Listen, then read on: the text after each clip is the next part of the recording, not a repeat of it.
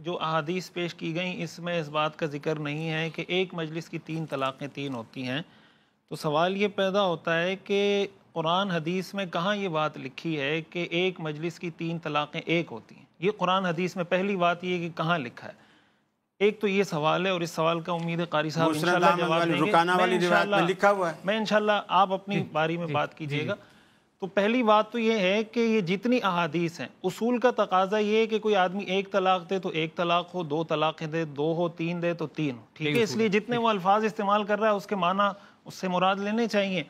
پھر جب احادیث سے بھی یہ بات ثابت ہو رہی ہے کہ 3 طلاقیں ایک ساتھ دینے سے 3 طلاقیں واقع ہو جاتی ہیں، اس کے مقابلے میں جو حدیث رکانہ پیش کی گئی ابو داؤد شریف کی، اس کا تو مفتی صاحب نے بہت تفصیلی اس سے بات کی کہ خود سنن ابو داؤد کے اندر امام ابو داؤد رحمۃ اللہ علیہ نے یہ بات نقل کی ہے کہ یہی روایت ان کے پوتے سے بھی منقول ہے، اور صاحب البیت ادرا بما فی، جو گھر والا ہوتا ہے وہ زیادہ بہتر جانتا ہے۔ انہوں نے یہ روایت نقل کی ہے کہ طلقہا البتہ، کہ انہوں نے طلاق البتہ دی تھی، طلاق ثلاث نہیں دی تھی۔ طلاق البتہ الگ چیز ہے، طلاق ثلاث الگ چیز ہے۔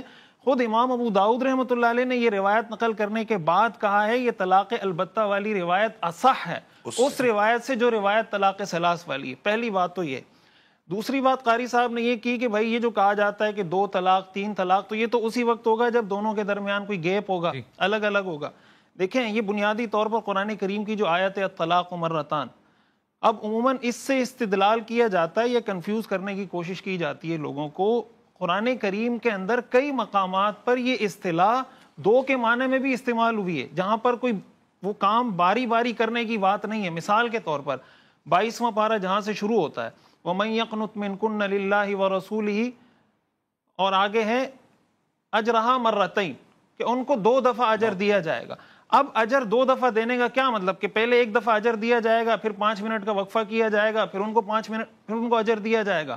حدیث میں آتا ہے رسول اللہ صلی اللہ علیہ وسلم کے بارے میں کہ توضأ مرتین مرتین، کہ آپ نے 2 دفعہ وضو کیا۔ تو اس کا کیا مطلب؟ آپ نے 1 دفعہ وضو کیا، پھر 5 منٹ کا وقفہ کیا، پھر آپ نے دوسری دفعہ وضو کیا۔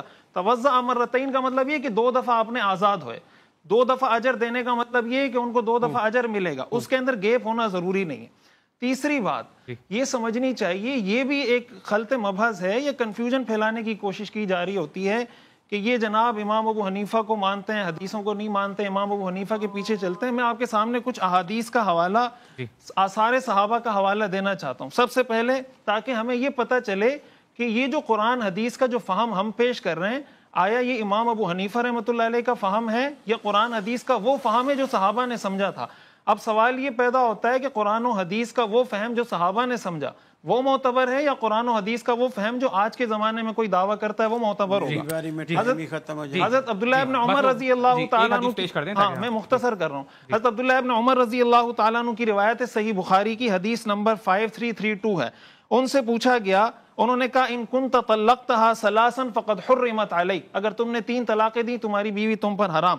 اسی طرح حضرت عبداللہ ابن عمر رضی اللہ تعالیٰ عنہ کی ایک اور حدیث ہے صحیح مسلم کے اندر 3656 اس کا نمبر ہے، اما انت طلقتها ثلاثا فقد عصیت ربک فیما امرک به من طلاق امرأتک وبانت منک، یہ صحیح مسلم کی حدیث ہے۔ اسی طرح حضرت عمر رضی اللہ تعالیٰ عنہ، یہ روایت میں اس لیے پیش کر رہا ہوں کہ حضرت عبداللہ ابن عمر حنفی نہیں تھے، حضرت عبداللہ ابن عمر شافعی بھی نہیں تھے۔ حضرت عمر رضی اللہ تعالیٰ عنہ کے پاس ایک شخص کو لایا گیا، اس نے 3 طلاقیں دی تھی۔ حضرت عمر رضی اللہ تعالیٰ عنہ نے ان کو سزا بھی دی، وفرق بینہما، ان کے درمیان تفریق بھی کر دی۔ حضرت عثمان رضی اللہ تعالیٰ عنہ کے بارے میں آتا ہے، ایک شخص آیا، اس نے کہا میں نے اپنی بیوی کو 100 طلاقیں دی ہیں، تو حضرت عثمان رضی اللہ تعالیٰ عنہ نے فرمایا کہ 3 طلاقوں نے وہ حرام کر دی، باقی تم نے ظلم کیا ہے۔ میں مختصراً یہ احادیث آپ کو سنانا چاہتا ہوں۔ حضرت علی رضی اللہ تعالیٰ عنہ کی حدیث ہے، حضرت علی رضی اللہ تعالیٰ عنہ کے بارے میں آتا ہے، آخری حدیث بس پیش کر دیں۔ حضرت میں آپ کو صرف صحابہ کے نام گنوا دیتا ہوں، اگر حدیث سننے کا وقت نہیں ہے، یہ ساری چیزیں حوالوں کے ساتھ موجود ہیں۔ حضرت عمر رضی اللہ تعالیٰ عنہ، حضرت عثمان رضی اللہ تعالیٰ عنہ، حضرت علی رضی اللہ تعالیٰ عنہ، حضرت عبداللہ ابن عباس رضی اللہ تعالیٰ عنہ، حضرت عبداللہ ابن مسعود رضی اللہ تعالیٰ عنہ، حضرت مغیرہ ابن شعبہ رضی اللہ تعالیٰ عنہ، یہ سارے وہ صحابہ ہیں جن کے پاس یہ مسئلہ آیا، ان سے پوچھا گیا، انہوں نے یہ فتویٰ دیا۔ میرا سوال یہ ہے کہ کیا یہ سارے صحابہ حنفی تھے، یا قرآن و حدیث کا وہ فہم جو انہوں نے سمجھا تھا کیا وہ معتبر نہیں تھا؟ 5 اصحاب کا سب سے بڑی خوشی کی بات تو یہ ہے انہوں نے آج یہ اپنی زبان سے کہا کوئی صحابی حنفی نہیں تھا، یہ بات میں بھی کہتا ہوں، ٹھیک، کوئی صحابی حدیث اب آپ چپ رہے ہیں اپنی باری ٹھیک ہے، ٹھیک ہے قاری صاحب، انہوں نے خود کہا اپنے بارے میں، تو اب چبھن کیسی، خود کہا تو اب برداشت کرو۔ ٹھیک ہے قاری صاحب، جی جی۔ اور دوسری بات یہ ہے کہ اپنی ساری باتوں کو حدیث کے مطابق کہہ دیا، میری باتوں کو سارا عقل کے اوپر لا کے وہ سارا کچھ ختم۔ ابھی جتنے آثار بھی پیش کیے ہیں نا صحابہ کے، بھلے 5 نام لیے ہوں یا 50 نام لیے ہوں، میرا وہ جو مطالبہ ہے کہ کس روایت میں یہ الفاظ ہیں کہ طلقتھا ثلاثاً کے ساتھ ایک مجلس کے الفاظ ہیں۔ 3 طلاقیں، دیکھیے 3 طلاقیں ہم بھی مانتے ہیں کہ جب عورت کو 3 طلاقیں ہو جائیں گی وہ اس پر مغلظہ واقع ہوگی اور اس پر حرام ہو جائے گی خاوند پر، لیکن 3 کہتے کس کو ہیں یہ اصل نزاع کا باعث ہے۔ 3 کہتے کس کو ہیں، 3 ہوں گی کب؟ مسلم شریف کی حدیث جو انہوں نے ابھی تک نہیں پڑھی، میں چاہ رہا تھا ادھر سے آئے، حضرت عبداللہ بن عباس رضی اللہ تعالیٰ عنہ بیان کرتے ہیں، وہ کہتے ہیں رسول اللہ صلی اللہ علیہ وسلم کے زمانے میں، ابو بکر صدیق کے زمانے میں، اور حضرت عمر فاروق رضی اللہ تعالیٰ عنہ کے ابتدائی 2 یا 3 سال تک ایک وقت کی 3 طلاقوں کو ایک مانا جاتا تھا مسلم شریف میں۔ اب اگر آپ موبائل میں وہ حدیث نکال لیں تو آپ اس کو دیکھ لیں، یہ حدیث ہے۔ اب مجھے بتائیے، اب مجھے تو کہہ رہے ہیں کہ جی صحابہ کرام یہ نہیں تھے، صحابہ وہ نہیں تھے، مجھے بتائیے رسول اللہ کی عدالت عظمیٰ میں اگر ایک مجلس کی 1000 طلاق کو بھی ایک مانا جاتا تھا تو اس سے بڑی عدالت کوئی ہے؟ تو حضرت عمر رسول کی مخالفت اس سے بڑی کوئی عدالت ہے؟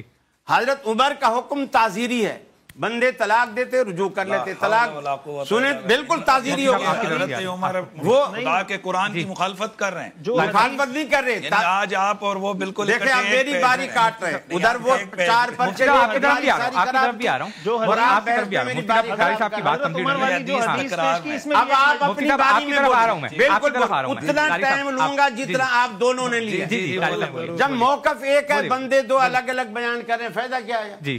ادھر تو موقف الگ ہے نا۔ آپ فرمائیے، آپ فرمائیے۔ اب آپ جیسے ادھر آپ شہیدی صاحب کو ٹائم نہیں دے رہے، مجھے دے رہے ہیں، حالانکہ ان کا بھی وہی موقف ہے جو میرا ہے اس مسئلے میں کہ ایک مجلس، آپ ٹائم ہی نہیں بچے گا تو کیا دیں گے آپ؟ قاری صاحب اس کے لیے باقاعدہ میں یہ کہنا چاہ رہا ہوں کہ جو چیز عہد نبوی میں ہوئی وہ اصل دین ہے کہ نہیں؟ اور دین الیوم اکملت لکم دینکم والی آیت رسول اللہ کے عہد میں اتری یا آپ کے جانے کے بعد اتری؟ جب یہ دین مکمل ہے تو اس میں نکاح کے مسئلے، طلاق کے مسئلے، خوشی غمی کے مسئلے سارے اس کے اندر مکمل ہے، اور وہ رسول اللہ صلی اللہ علیہ وسلم کی حیات مبارکہ میں مکمل ہے۔ تو اصل جو اور پھر وہ ایک طلاق ہم کہتے ہیں کہ عقلی نہیں ہے، یہ حدیث پر جا رہی ہے۔ حضرت رکانہ والا جو انہوں نے کہا نا کہ ابو داؤد کے پوتے نے روایت دوسرے لفظ بتہ سے پیش کی، علامہ البانی نے یہ جو مسند احمد والی روایت ہے اس کو صحیح قرار دیا، اس میں الفاظ ہیں صراحت، کیف طلقتھا ثلاثاً فی مجلس واحد قال نعم۔